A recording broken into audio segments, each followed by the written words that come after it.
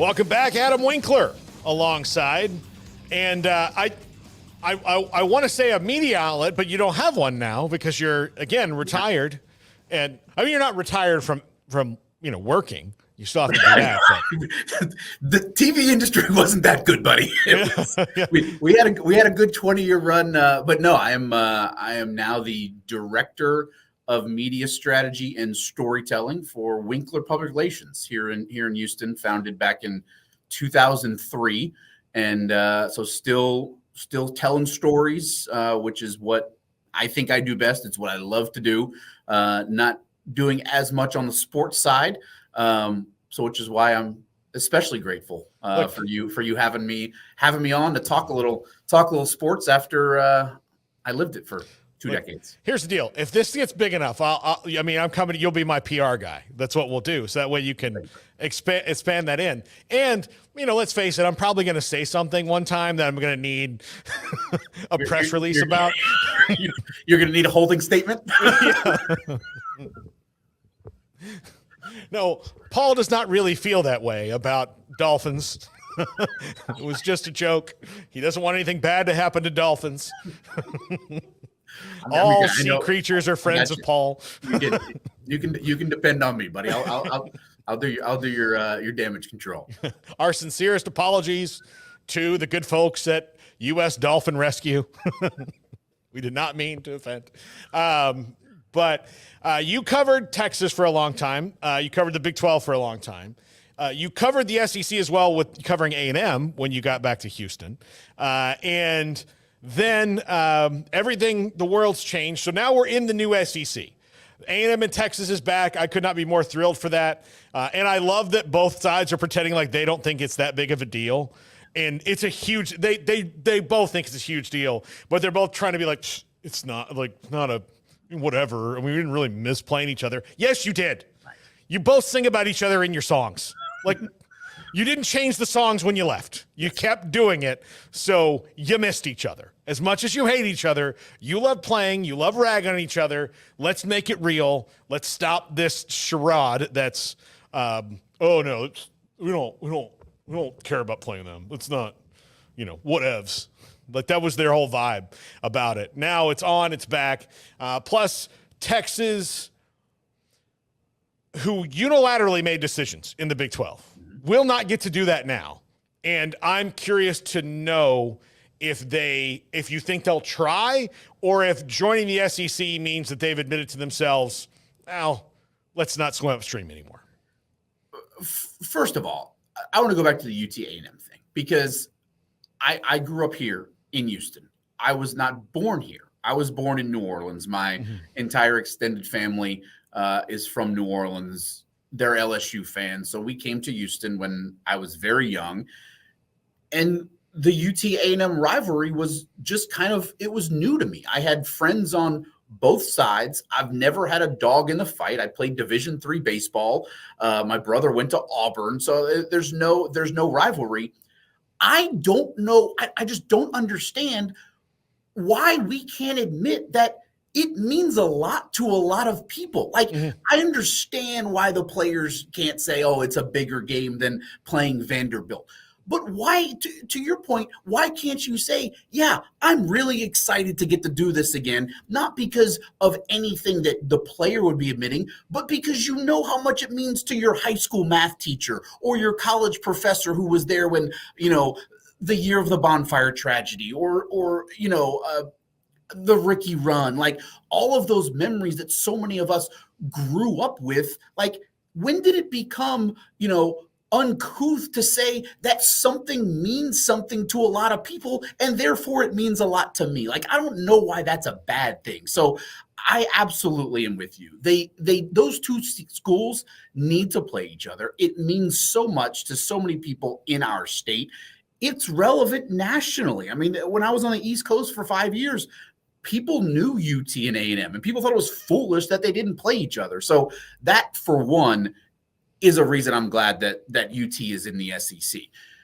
I am also fascinated, not so much to see how UT's decision-making will go, because I think Chris Del Conte, I think he knows exactly what he's getting into. I think he has a good enough relationship with enough of those, SEC ADs and school presidents that they're gonna be good soldiers for a while, and they have gotten a lot of what they've wanted, with the exit strategy out of the Big 12 into the SEC. I'm fascinated to see how UT fans make this adjustment into the SEC, where UT's brand is still UT's brand, but even like the small stuff, like being referred to as UT, is not going to be okay in the SEC because Tennessee has been already, handed that privilege, if you will. And just the constant, as somebody who worked in Austin and obviously worked in Waco, like SEC fans, the amount of attention and energy and emotion that they put into everything athletics, it's on a different level than I've seen from UT fans. UT fans, yeah, they're great, but I mean, they're not SEC fans, and they haven't been. And I don't think A&M fans could claim that either. Like the way these SEC fans live and breathe the off-season softball recruiting because their team finished 6th in the SEC last year. Like that, I think, is going to be more of an awakening for the Longhorns than anything else, is just the sheer fandom, fanaticism that exists in the SEC. And maybe they can get there on that level with a few years experience, but UT fans, nobody's nice to them. They know what they get when they go into a road environment. But I think that's going to be the very interesting awakening when the season starts here in a couple weeks. Yeah, I do. There's going to be a time where they try to pull out the old fastball of like, no, we're Texas and this is what we want. And I can't, I would just die to just be in that meeting when it's like, okay, kids, look, I know how it was for you forever, but none of us care. No. Not like Vanderbilt's even like, we don't care. We don't care. We don't care. And they're like, we have so much money and we have we've won more than you. And Vanderbilt's like, Cornelius Vanderbilt, like we're named after a robber baron, for God's sakes. Like, you think we have scruples? No, come on. No. I'm not knocking you, Vanderbilt, before anybody flips out. You're a fine institution, but they're not afraid. Like, that's the thing. I think that at any point from 1980 to 1990 or to about 2010, had anybody or before that stood up and said, let's stop this, and gotten together on Texas and said, hey, you guys are just bullying everybody, it probably would be different. But they didn't until the conference almost fell apart. Yep. Like that, the two conferences had to, one had to completely fall apart, and then the other one had to get at the door to where it was like, okay, hey, we need to change this dynamic because you try to blame everybody else for leaving, but they're all saying it's because of you. So you have to change. And to that end, I think they have a little bit, but we'll see. They're going to have to change a lot in the SEC. A lot. And I think a lot of what will have to take place will take place behind closed doors, because that's where all of this moving and shaking happened with the Pac-16 or the Pac-12 or whatever it was going to be. That was right after I left Waco and got to Austin. The UT's complete disregard for anybody else in their league, it almost eliminated the Big 12. I mean, it sent Nebraska out. It sent A&M out. It almost, screwed over Texas Tech and Baylor, which would have been the Pac-12 at the time. And none of that ever came to light. I mean, there were the DeLoss Dodds comments that, we're the Joneses or whatever. But other than that, there's never been, we're Texas, we can do this. But everybody knows that's how it's taken place, because that's how it's been reported behind closed doors. So I am fascinated to see, I guess we would hear about it from the reports or whatever gets leaked out as to what it's going to take for Texas to try and throw its proverbial weight around. Or is this the ultimate destination? Is this where they want it to be? Still linked up with Oklahoma, and even though they'll never admit it, back in a league with A&M on a level. And Arkansas. Yes. And Great Arkansas. point. Great point. The old Southwest Conference, and the biggest, the baddest TV contracts, the access to everything. And look, they will never say it. Longhorn Network was a burden to a lot of people there, and now that's gone away. And now it's as level of a playing field as Texas has been on in decades. I mean, since really the end of the Southwest Conference. So you make a great point with let's see how quite frankly a new era happens at UT. DeLoss Dodds reformed the position of athletic director. Yep. I mean, he is to that what like Gil Brandt is to the draft, or let's say Dan Marino is to modern quarterbacking. Mike Leach is to air raid. Yeah. Yeah. And none of those people, like anybody I mentioned, had their mess ups and their flubs, right? His flub, like Dan Marino never won a Super Bowl, right? Mike Leach never won a conference title, but innovators nonetheless, and people who changed it, and this is slowly changed, but DeLoss Dodds is the reason that most people don't just call up an alum and that, was good at a sport that they care about and everyone knows is like, you're the athletic director now. Here's $750,000 to start. Go athletic direct. That's not how it is anymore. He changed that. His biggest flub, and you can't blame him for the swing if he sold somebody on it, but was the Longhorn Network, because they were just so in their bag about winning in 2005 and how big a deal that was to them. And like any big entity, you think, well, everybody cares about this. And you're like, well, no, college football is regional. Like, even like when people know you, they're still like, if you're in Seattle or Maine or Georgia, you might watch Texas a couple times, but you don't care about what they're doing enough to watch them on their own television network. So, and the thing is that in Texas, there's enough people who hate them enough to be like, I would never watch the Longhorn Network for any reason. There's nothing you can put on there. Even if you force me to watch, I'll begrudgingly watch it if you make my game go on there. But other than that one broadcast, I'm not watching anything else. So, and he was able to sell ESPN on this grand plan. And I just wonder if anybody in Bristol was like, everybody loves Texas. And I think their whole thing is that they really love themselves, and that's fine, but everybody else hates them, and that's not a way to sell a 24-hour-a-day television network of, hey, this team that you hate, why don't you watch them all day long? And they, from being there, Texas always liked to put itself in the same sentence as Notre Dame. Mm-hmm. And Notre Dame, in a very similar vein, they have people that hate watch them.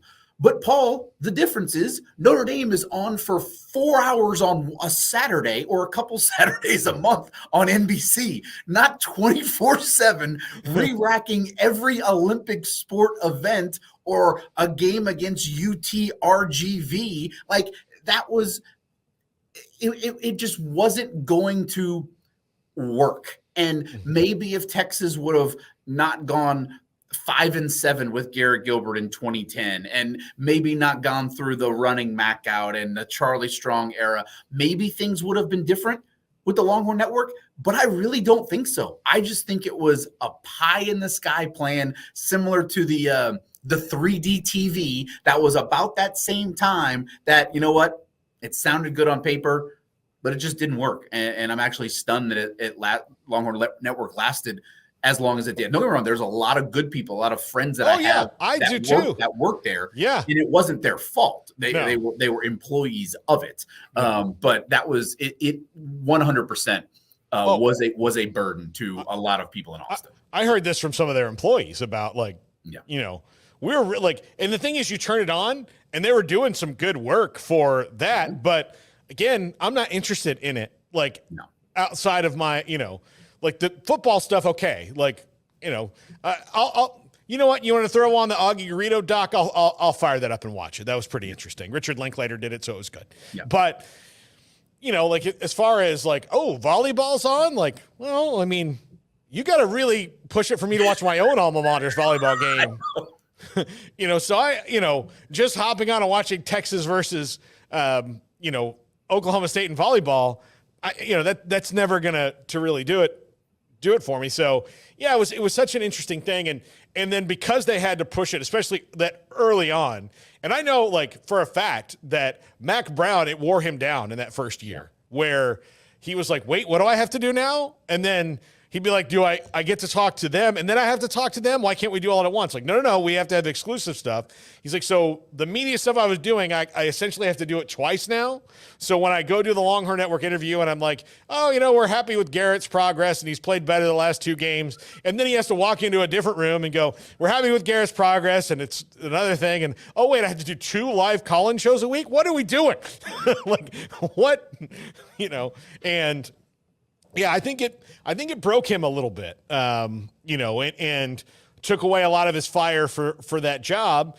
And I think it's also a big thing that led to, you have him doing all this stuff. Well, then that's more on his plate. And so come up with a recruiting plan. He's like, well, look, there's all these services that list these guys in numeric order of how good they are. So do that. Just get those guys. And then everybody's like, yeah, it's a good idea. That'll really simplify it for us. And then they didn't think like, oh, well, maybe this guy doesn't fit here. Or maybe he's going to come down here and find that the party atmosphere of Austin, Texas is too much fun. And coming to practice at 7 o'clock in the morning with everybody else is going to be really hard. And you're like, well, why did this guy gain 25 pounds and constantly smells like Natty Light? And you're like, well, 6th Street's right there. It's right there. But he was we a didn't ask the question. In the rankings. Yeah. This guy probably should have gone to somewhere, a little bit more remote. Like he probably would have done better in say like a Kansas State or something where, yeah, there's a street of bars that everybody likes, but there'll be nights during the week where you won't see Willie Nelson, like it's not like, oh, well, this is a cool thing and that'll happen. But it's not like, oh, there's this and there's this and there's this. And oh, look, South by Southwest is here. Oh, no. Let's do it. Yeah. It's still like you have to be, to those players' credit, big time athlete, especially now with NIL. I think in Austin, to really be successful and to really, you have to be more locked in cities like Austin and Miami than you do in a city like College Station. It's still hard and there's still party atmosphere, but there's a lot more distractions available to you because of what Austin has turned into and what Miami is or what, say LA is. Like the USC team's part of the reason I think they created is once they got so big, they became these like Hollywood celebrities and then you don't really want to work as hard because, oh, look, there's Katy Perry, this is cool. And the uniqueness about Miami and Austin, unlike a lot of great college towns, all of that entertainment is not on campus. So there are ways you have to get, to that area, which obviously presents problems. And we've seen a whole bunch of that. But, you make a good point about USC and about the celebrity and, kind of feeling like you've made it. Like that was such a big thing for me when I was in Austin, is seeing that the guys who got to campus and were never developed for whatever reason, it was that, oh, I was recruited by Texas. I signed a scholarship with Texas. That was enough. And it was such a night and day coming from Waco at the time when the Baylor program had just been through the worst of the worst and had just hired Art Briles when I left to go to Austin, seeing the dichotomy between the guys that Baylor was getting then, the guys that Texas was getting then, and then seeing the complete 180 at each school because of all of the other factors. But the biggest, I think, in Austin was solely the entitlement, solely the, hey, I made it. I've got the Longhorn on the side of my helmet. Going to the Alamo Bowl. Let's toast that. Yeah. It's funny. I think about those first days under Guy Morris, and I remember it like we would be done with everything most every day. Like unless you had to actually do the news that night, like pretty much all of us were at the bar at a reasonable time. Like we weren't waiting for anybody because, it was a noon kick. It was, it was not like nobody was pushing it, or if it was like, or even if it was a 6 o'clock kick, the press conferences lasted 70 seconds, because there was like a lot of those games, they were 11 a.m. or like 2 p.m. because they weren't on television. Remember, that was the days of the TV cut. Like a lot of those games, we would have to send film to, Missouri or Nebraska because the games weren't televised because of that was the state of not only college athletics, but the Baylor football program at the time. Yep. All right. Going to transition here because I don't want to lose any time. I do want to talk about the Houston Cougars. We have a bunch of Houston fans that watch the show, and you covered them with Dana Holgorsen. You were there at the hiring of Willie Fritz, because you've really only been out of the game for about 10 weeks now, I would say. Yep. What do you think? Like, Dana Holgorsen was, I think, a shot of adrenaline that the program needed. Like, when they hired him, they needed a coach that was willing to say, yeah, I think this is a better job than the one I have, even though it's a step down in conference, to kind of shoot that adrenaline and excitement into the program.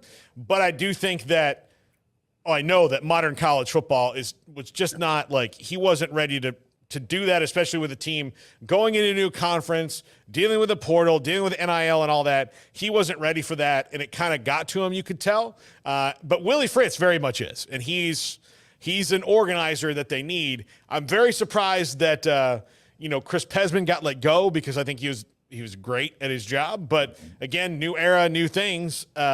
I hate it for Pez because I really do like him. But ultimately, this is a new era for the Cougars. What do you think is their immediate future in the Big 12 and then long term?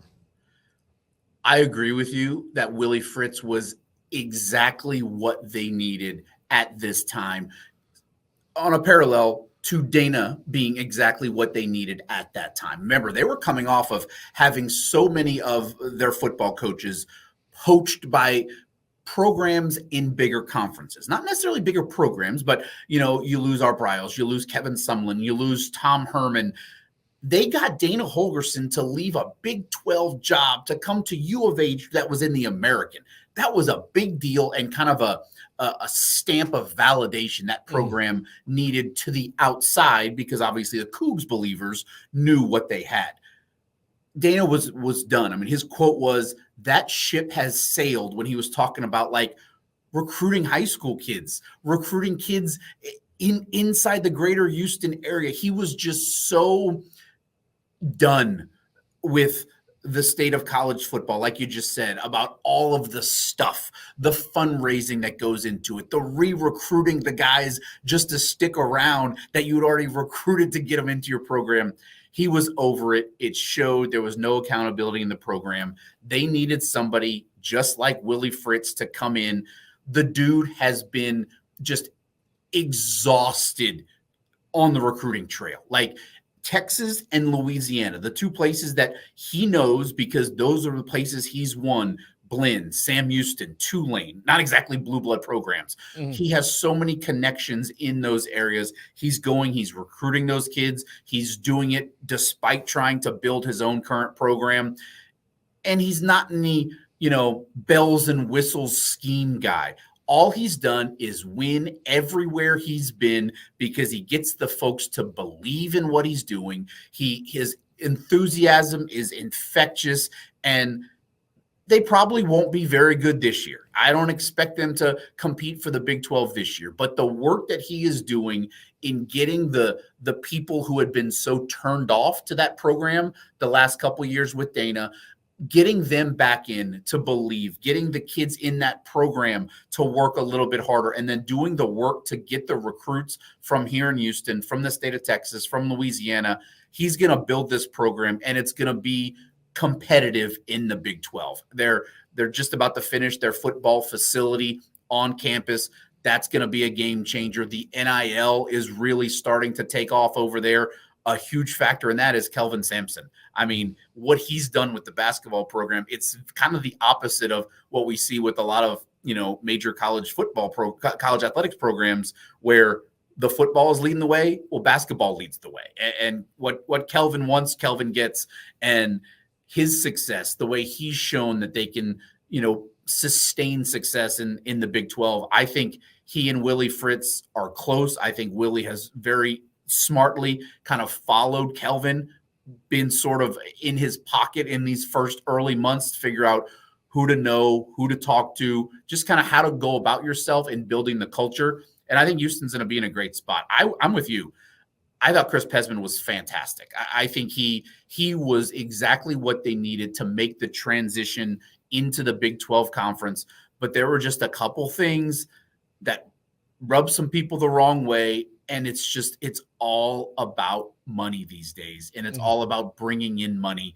And I'm going to be fascinated to see who they do end up hiring. It sounds like it's going to be announced early next week. But it might be somebody outside of the college athletics realm, which this day and age tells you all you need to know about what's important. And it's not necessarily X's and O's and hiring coaches. Yeah, absolutely. It's not going to be Jeremiah Dickey, who, is at Boise State now, was here under Mack Rhodes at Baylor, was under Mack Rhodes at UH. He's decided to stay in Boise, and not surprised about that. By the way, you mentioned Kelvin Sampson. Several people in the chat, Adam, think that you look like him. Hey, I'll take that as a compliment. The Chief's good looking. He's a good looking grandpa. Yeah. I think that family's phenomenal. I had a chance to spend a ton of time with Kelvin and build a relationship with him and Kellen and Lauren and Mrs. Sampson. So I will certainly take that as a compliment. The Chief's a good looking man. So don't read the comments, Paul. Don't read the comments. Right? They asked direct questions, like Kyle Visser said. Did the softball scandal contribute to Pez getting fired? I was told it was a factor. Okay.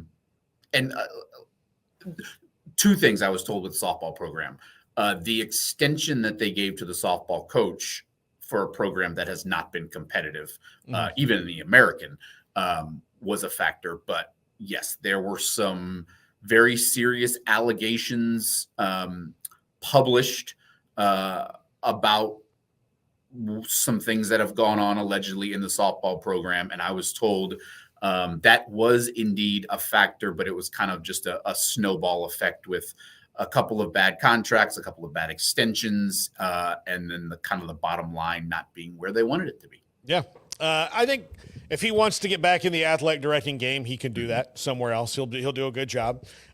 Sharp guy, learn from the mistakes, kind of a thing. So another thing interesting in the media business that this just came down, Adam, I don't know if you've seen it, but Sam Ponder, RG3, got let go by ESPN and budget cuts. And RG3 is somebody who I think on TV, he's not, like, you either going to love him or you're going to be like, this guy's so goofy. Because it's kind of fascinating to see a guy who is like a big time super athlete that's also a gigantic, and I say this with all the love in the world because we've both known Robert since he was in high school, a dork. He's just a big dork. He's a nerd, like in the most loving way possible, but that's his whole thing. Like when you look at his social media or he's doing his podcast in front of a wall of Funko Pops, like, that's his vibe. Yeah. So, but I think he's very talented and I think he's very clearly very smart. And I'm friendly with him. So I'm sure he'll get another media gig. I mean, most guys like that do. Sam Ponder, I am flabbergasted that weeks before the NFL season is about to start, you're letting go of your pregame host. That is also a former Longhorn Network person. Yes, and RG3, I think, surprised me more than Sam because RG3 was seen as a rising star in the business. Mm-hmm. Like you look at his growth from doing like the, DF level games of college football to being part of their NFL coverage on ESPN, ABC in just a matter of 2 years.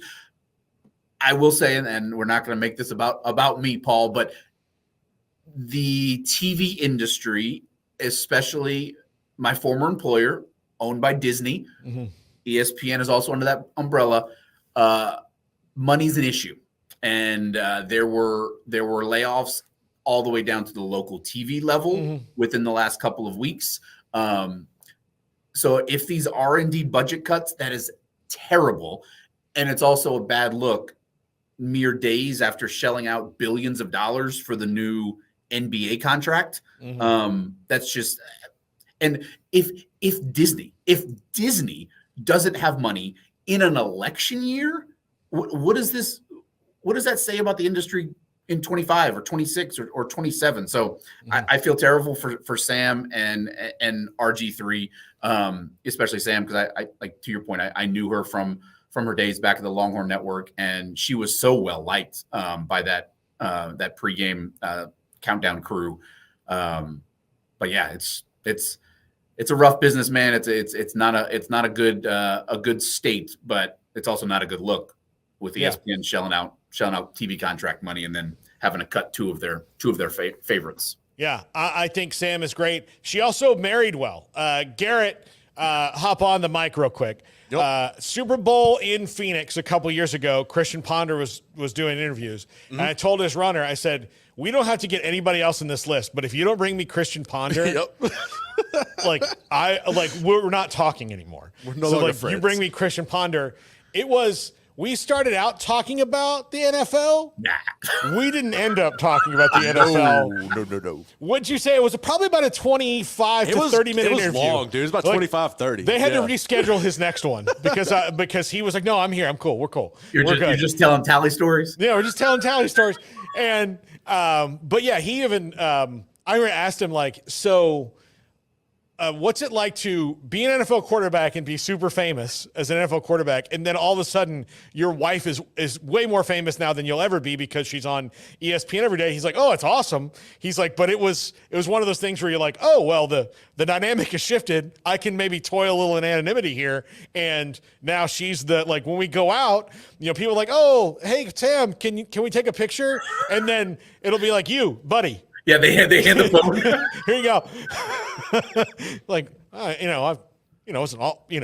an all-conference quarterback and first-round draft pick. I know my NFL career wasn't, I forgot he was a first-rounder. Yes, he was. Yeah. He was. He and Jimbo Fisher, he's part of the Jimbo Fisher quarterback run that built the legend, which was Matt Flynn. He won a national championship with Matt Flynn and Matt Mock. He got Jamarcus Russell drafted number 1 overall. Oof. He got Ponder drafted in the first round. He got E.J. Manuel drafted in the first round, and he got Jameis Winston. Jamarcus Russell and Jameis Winston number 1 overall. I think Jameis has not been given his complete fair shake. I understand there's limitations and things happen, but he is where he is. People love having him on the team, but he got 6 of those guys picked into the NFL, and 4 of them picked in the first round. And that kind of built his QB legend a little bit before, once Jameis happened, then it went very slowly. So, but Kellen Mond, I think, got in the NFL because of Jimbo, but he's not really there now. So, but yeah, that was all part of it. Yeah, the Vikings bought it, but that's their. And things didn't work out. Like sometimes these guys, and I think we got to go. It's not fair. I mean, you're a Texans guy, and you've not only covered them as a fan, like I am of the Cowboys. Mm-hmm. David Carr should have been a really good NFL quarterback, but the Texans didn't do anything around him to help that. Right. Outside of the short time he spent with Andre Johnson, the problem is that I say short time, but the time he spent with Andre Johnson, he'd already gotten beat up enough to where he was just so shell-shocked. Yeah. There are, I think, more QB busts are the fault of the teams that they go to and player busts, the situations they wind up in, than their athletic ability. There's not you've got, especially you got a first-round draft pick, you got him for 5 years. If all 5 of those years you're awful, is it his fault? Or is it your fault? I think it's your fault, And turning over offensive coordinators because you're firing offensive coordinators, new systems. You're exactly right. It is not always the fault of the quarterback. And yeah, David Carr's a great example. I think there's still a chalk outline of him in the turf somewhere at NRG Stadium. Yeah, that's going to be on one day they'll build a new stadium and that will be repurposed, and they'll be like, this is the first place he got sacked. And then look, just 1 yard away is the last place he got sacked. If you get down close to the field, you can still see some of his blood.